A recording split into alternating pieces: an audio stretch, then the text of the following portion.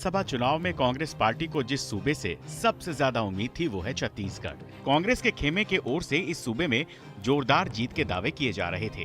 दावा किया जा रहा था कि पिछले 5 साल के भूपेश बघेल के कार्यकाल में इस सूबे में जितने काम हुए हैं उनका नतीजा मतदान में भारी बहुमत के साथ देखने को मिलेगा। गुरुवार को आए एग्जिट पोल के आंकड़ों में कांग्रेस पार्टी छत्तीसगढ़ में बहुमत के साथ सरकार तो बनाती दिख रही है, लेकिन बीजेपी उतनी पीछे नजर नहीं आ रही जैसे दावे किए गए थे।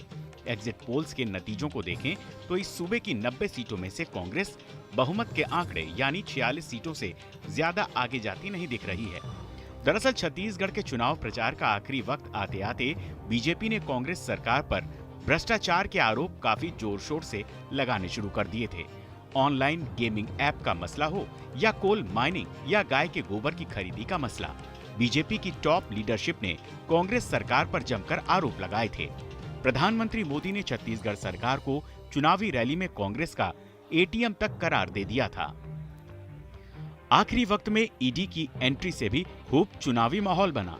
प्रधानमंत्री मोदी जैसा चेहरा जिसको देश की राजनीति में सबसे बड़ा माना जाता है आज, अगर वो व्यक्ति एक सीएम पर इतना जबरदस्त अटैक करप्शन का, यानी कि करप्शन के कारण ही रमन सिंह गए और उसी करप्शन को हाईलाइट बीजेपी की बड़ी लीडरशिप जब करती है महादेव ऐप के रूप में, तो हो सकता है कि उसका प्रभाव कहीं ना कहीं कांग्रेस के अगेंस्ट चला गया और भारतीय जनता पार्टी की तरफ लोगों का मूव हो गया, और जिसके कारण उसकी सीट्स वहां पर जो मानी जा रही थी उससे भी ज्यादा दिखाई दे रही। वहीं बस्तर के इलाके में क्रिश्चियन बनाम नॉन क्रिश्चियन के मसले ने भी बीजेपी को रिकवरी करने में काफी मदद की। साल 2018 के चुनाव में कांग्रेस ने संविदा पर काम करने वाले हजारों कर्मचारियों को परमानेंट करने का वादा किया था, लेकिन ऐसा हो न सका। लिहाजा बीजेपी ने इस मसले को भी जमकर भुनाने की कोशिश की।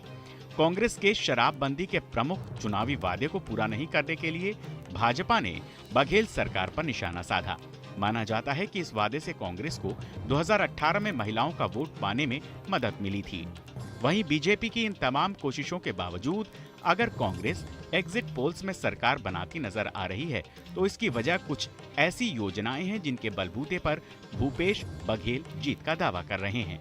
दरअसल 3 प्रमुख किसान समर्थक योजनाओं ने कांग्रेस को ग्रामीण और अर्ध शहरी क्षेत्रों में अपनी स्थिति मजबूत करने में मदद की है। राजीव गांधी किसान न्याय योजना के तहत सरकार ने खरीफ धान उगाने वाले करीब 23 लाख किसानों को 21,912 करोड़ रुपए की इनपुट सब्सिडी दी है। राज्य में गोधन न्याय योजना यानी गोबर खरीदी योजना के तहत पशुपालकों, गौठान समितियों और महिला स्व सहायता समूहों को कुल 580 करोड़ रुपयों का भुगतान किया गया। राजीव गांधी ग्रामीण भूमिहीन कृषि मजदूर कृषि न्याय योजना ग्रामीण क्षेत्रों में भूमिहीन कृषि मजदूर परिवारों को वार्षिक वित्तीय सहायता प्रदान करती है।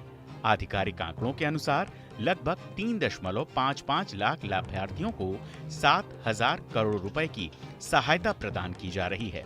बघेल सरकार ने ये घोषणा की थी कि वो चालू खरीफ सीजन के दौरान पहले के 15 क्विंटल धान की तुलना में 20 क्विंटल धान खरीदेगी। सीएम बघेल ने अपने 5 साल के कार्यकाल में छत्तीसगढ़ियावाद को बढ़ावा दिया और क्षेत्रीय गौरव पर गर्व करने का लगातार अनुरोध किया। कांग्रेस ने दावा किया है कि 15 साल के भाजपा शासनकाल में छत्तीसगढ़वासी पूरी तरह से हाशिए पर थे। बघेल ने क्षेत्रीय त्योहारों, खेल, कला और संस्कृति को बढ़ावा दिया। उन्होंने निर्देश दिया कि हर जिले में छत्तीसगढ़ महतारी की एक प्रतिमा लगाई जाए। मुख्यमंत्री के आधिकारिक आवास ने तीजा, पोरा और गोवर्धन पूजा जैसे त्योहारों की मेजबानी की।